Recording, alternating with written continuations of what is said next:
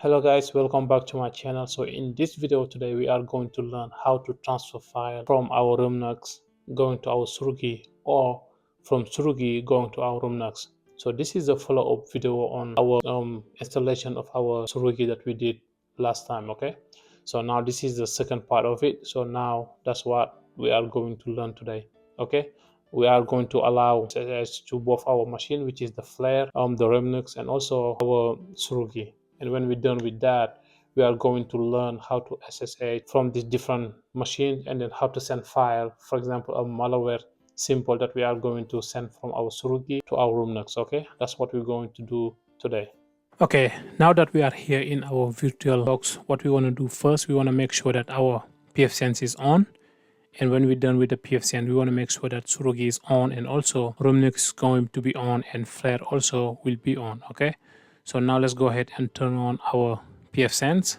And now when we're done with the pfSense, let's go ahead turn on our Kali Linux also. Kali Linux need to be on. And when we're done, we need to turn on our Tsurugi. Okay, as that the Kali Linux is on and Tsurugi, we want to go ahead and log in into our Kali Linux. And then now we want to go ahead and log in into our Tsurugi, and the password will be Tsurugi as default. Okay,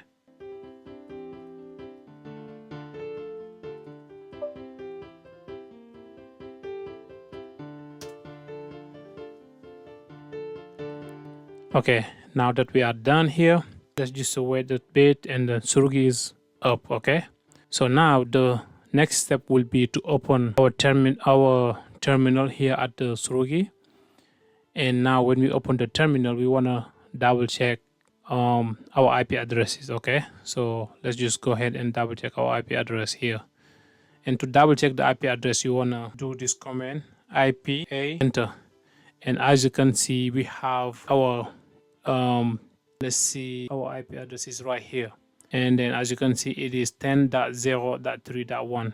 this is our IP address. Okay, so now we want to go ahead and open our pfSense here inside of our Kali Linux and go set up a static IP for our Tsurugi. Okay, and the only way we can do it is to go through the pfSense interface here.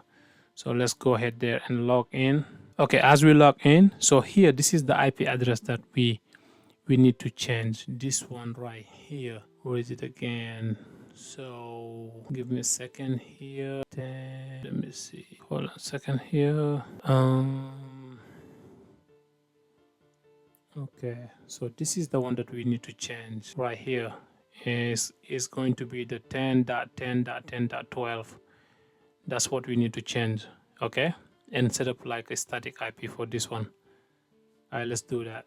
Okay, as you can see here, we are in our pfSense, and to change the dynamic IP address that we have here, we need to go to status, and then here when we come to status, we want to go to DHCP leases. Okay, as you can see here, this is the one that we need to change, which is the Tsurugi right here.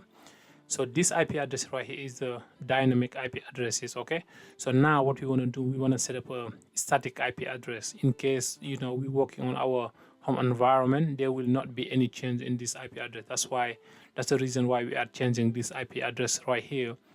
Change it from dynamic to static. Okay, so now to do that, you want to come here and then click on this sign here where it said add static mapping. Okay, now the IP address that we are going to assign, the static IP address will be 10.10.10.2. okay, and then now after entering this new IP address, we want to go all the way down and click on save.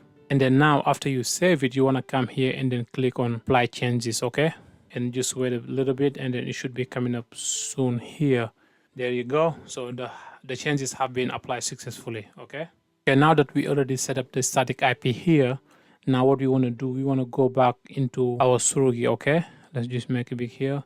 So let's come here in our Tsurugi and then do some changes also here. So the first change that we're going to do is we're trying to figure the IP, the static IP that we just set. Okay, and to do that, we have to run this command, which is going to be sudo ipl, and we use this one and cn3. Okay, which is this one right here. So this is the one that we just, this is the one I just typed there. Let me see. copy and paste. Okay, so let me just make sure that I delete the first one, because hold on, let me just delete this one. I just want to make sure that, okay, so now this is what we're gonna copy right here. Copy, and then you're gonna paste it here. Okay, remember this is the IP address that we're trying to change, which is, this is the one that we already changed in our Kali Linux, which is the 10.10.10.12. okay, so now you type sudo IP and so s3 info s3, whatever they pronounce it, and then now you put down and sudo ipl set, same thing again, you copy this one again and then paste it here, and here it's gonna be up. Okay, so now this is the command that you need to run here to be able to configure like whatever we did into we did in our Kali Linux. Okay, and you type enter, and when you type enter, it's gonna ask you for a password, and the default password is gonna be Tsurugi. Enter. Hold on a second. It looks like I made a mistake here. Sudo IP set. Okay, I'm missing the set here. Okay, let's run it again. So now let me just copy this here. Copy, paste. Okay. So now I know what I'm missing here. So here I'm missing the set. This set. Okay. Always make sure that you double check your command. If not, you're gonna make some mistake here. Okay. So now we got it here. And type enter, and then now we already have it here. Okay. So we already have it. So now what we want to do next, we want to double check if the static IP that we set up is working here in our Tsurugi. So now let's do that, and then type this command, which is gonna be IP A. Okay, now let's go ahead and run the command IP, hold on here, IP A, enter. There you go. So now as you can see, we have our new IP address, which is 10.10.10.2. okay, that works perfectly. Okay, now let's go back here into our pfSense, and we should be able to see our Tsurugi change. Okay, and let's see, there you go, we have our Tsurugi here. It's changed 10.10.10.2. okay. So now let's move into the next step. Okay, so now the next step will be to add some rules here in our pfSense, because we want to make sure that our Tsurugi be able to communicate with our Flare and our REMnux. Okay, so that's the next step that we are going to do. Make sure that they can communicate between them. So that's why we are going to set up these new rules here. Okay, so now to create those rules, we want to go here into firewall and then come here into rules. And then now we want to click on rules. Okay, so okay, no, when we come here into rules, we want to go to isolated. Okay, before we click on add, you want to go to isolate. Okay, let me do it again. So you come to firewall, go to rules, and then now you click on isolated. Okay, so because this is the one that we did isolate before, the block access to everything. Okay, which is this one right here. That's what we need. Now we can click on add, and then the first action, let's go ahead and set the first action. Okay, now the action will be passed. We're going to leave that as it is, and then the interface will be isolated, and then the address family will be IPv4, and the protocol will be TCP. And then now we want to come here where it says source. We click on that one and then go to isolated subnet. Okay, we choose isolated subnet. Okay, now that we are here into our destination port range, is going to be SSH. Okay, which is this one, port 22. And then here on the top, we want to go to addresses or alias, this one right here. And now here we want to enter the new address that we have, which is going to be 10.10.10.2. okay, and then now here it's time to add our description. Will be allow SSH access to DFIRVM. Okay, now this rule that we already set up here, what it's going to do is to allow our Tsurugi to communicate with other, which is like for example the REMnux and then Flare. Okay, so that's the rule that we just set up. So now you want to click on save, and then here you want to click on apply changes. As you can see here, so this is the rule that we just created, which is allow SSH from our Flare and REMnux and to our Tsurugi. Okay, that's what we were setting up here. So now it's time to enable SSH into our Tsurugi. Okay, so now to do that, let's go ahead and clear our terminal here.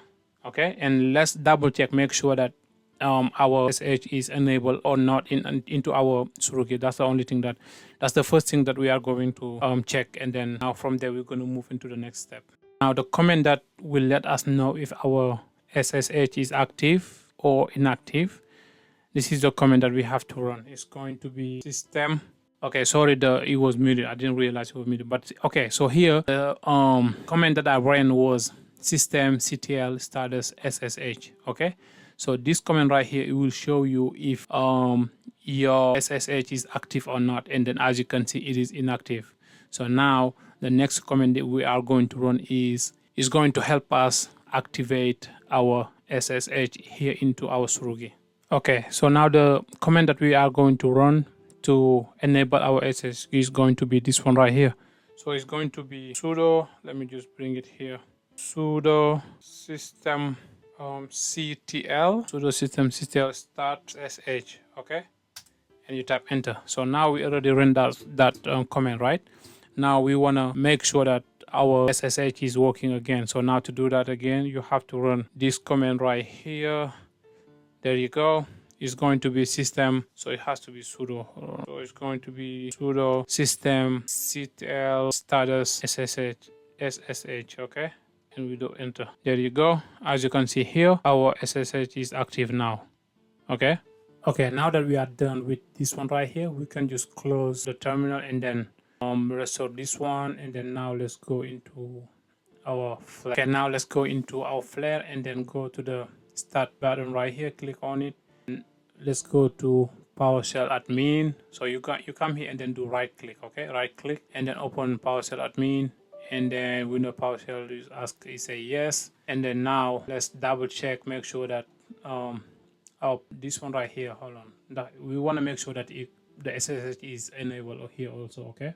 Okay, now here what we want to do, we want to check, make sure that our open SSH is already available into our PowerShell, okay? And to do that, you're gonna type this command, which is going to be get -service sshd enter.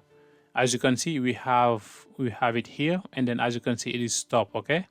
So now you want to go ahead and start our service, and to do that, you want to run this command right here, start -service sshd enter. Okay, so now let's go ahead and then double check if it start running again. So you run this command get service sshd enter. There you go. So now our SSH is running right now. Okay. Okay, now that our SSH is working here into our Flare, let's go ahead and double check into our REMnux, make sure that our SSH is working, okay? And to do that, we are going to here into our REMnux, and then now what we want to do, we want to run this command right here, which is going to be systemctl status ssh, okay? And then enter. As you can see here, it is not active. Okay, so now we want to activate our SSH here into our REMnux, okay? Activate to enable SSH here, what you want to do, you want to run this command, which is going to be sudo systemctl start SSH, okay? And then you tap enter, and then now after that we want to make sure that it is working, okay? So now to double check, make sure that it is active now, you do systemctl status ssh and then enter. There you go. Now it is active right here. So it is active now. So now to be able to transfer file from our REMnux to our Flare, we first need to we need to know the IP address of each of them. So now to get the IP address of the REMnux, you do IPA enter. And as you can see, this is our IP address right here. Okay. So this is our IP, which is 10.99.99.12. okay, so we're going to do the same thing for our Flare.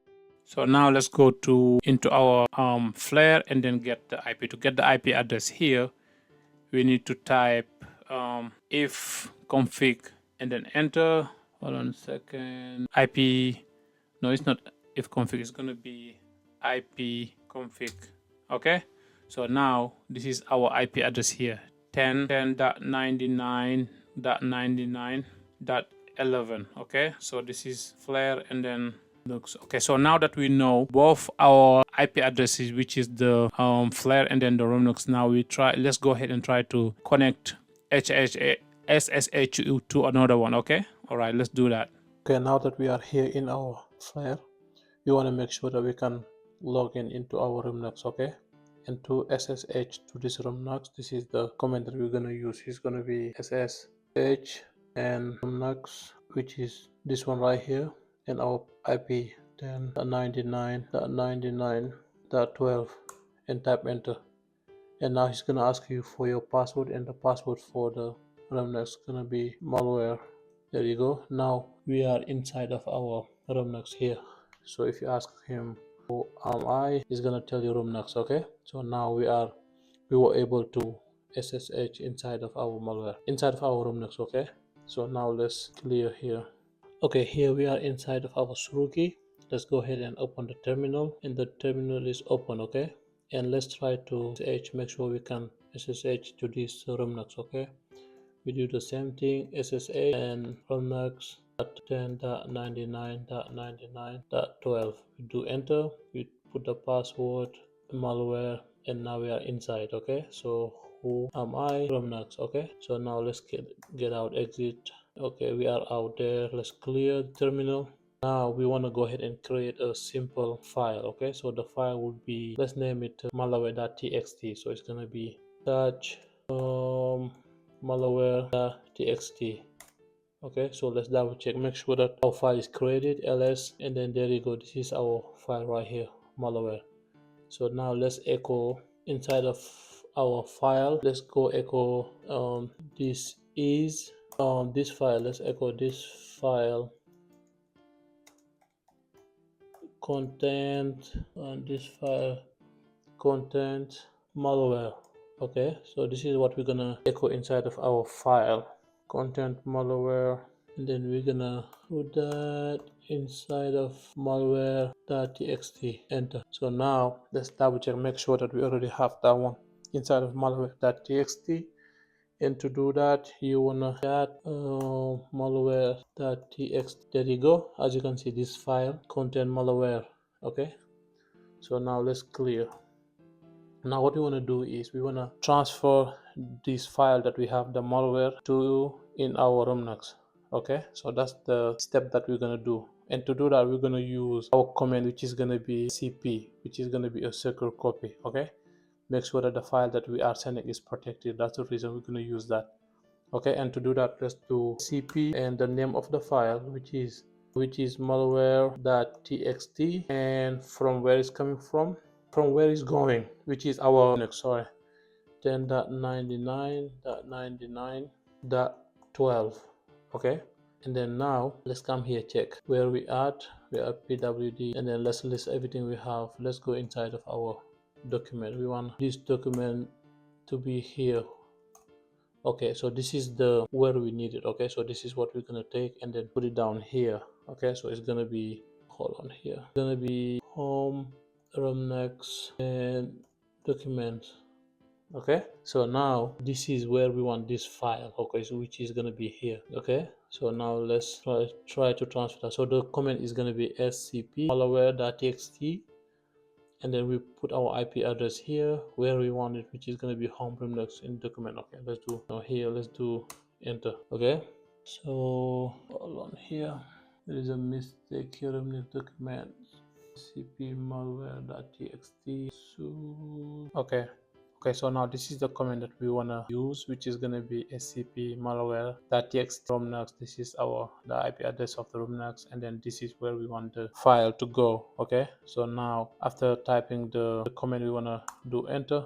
Now here we want to do enter. Okay, so now as we hit the enter, it's asking for the password of our REMnux. Okay, so now here we put the password, which is going to be default malware. Do enter. There you go. So now it looks like our file was transferred from the Tsurugi to our REMnux. So to make sure that we already transferred the file, now we want to come here into our REMnux, and then we list exactly what we have in document. There you go. So this is our file right here. So it came. So now let's get the file malware.txt.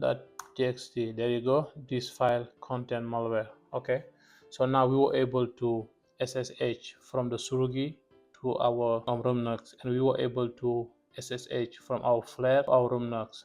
And then the second thing we did was we were able to create a file here, which was a symbol of a malware, and then send it directly to into our REMnux. Okay, now that we are done here, let's go ahead and clear the terminal, and then let's clear this terminal. Sorry, Control C. Let's clear the, hold on, let's clear the terminal here. Okay, what we want to do, we want to stop the SSH that we have active in both of them. Okay, and to do that here, we want to come here and let's run this command sudo systemctl stop SSH. Okay, and then now after running that, we want to make sure that our SSH is stopped. Okay, and to double check that, you want to do systemctl status SSH. Okay, as you can see, it is inactive right now. So now we're done with this one, and let's go ahead and we can close here, and we can shut down this one when we're done. So now let's go do the same thing here. So here we're gonna need to do sudo systemctl stop SSH, enter, and then now we ask for our password, which is gonna be malware, enter. And okay, let's see, sudo systemctl stop SSH. Okay, let's try again. Tsurugi password, so it's gonna be okay. So the password is Tsurugi instead of, there you go, the password is in. So now let's go ahead and double check, make sure that it's stopped. Okay, let me just do this. System gonna be systemctl status. Okay, never mind, status SSH. Okay, as you can see, it is inactive. Okay, so now we're done with both of them. So now we can go ahead and shut down both of them because we don't need it anymore. So we can just go ahead and shut down this one right here. Now we are here in our flare. We want to make sure that we deactivate the SSH. Okay, so now to do that, let's check first get service sshd. Okay, so it is running right now. So now let's try to stop it, and then to stop it, we do stop -service sshd, and then do enter. Okay, so now let's double check, make sure that it is stopped. So we do get -service sshd, enter. As you can see, it is stopped. Okay, so now we can go ahead and we are done here. We can go ahead. All right, thank you guys. So that's all the setup that we were doing today.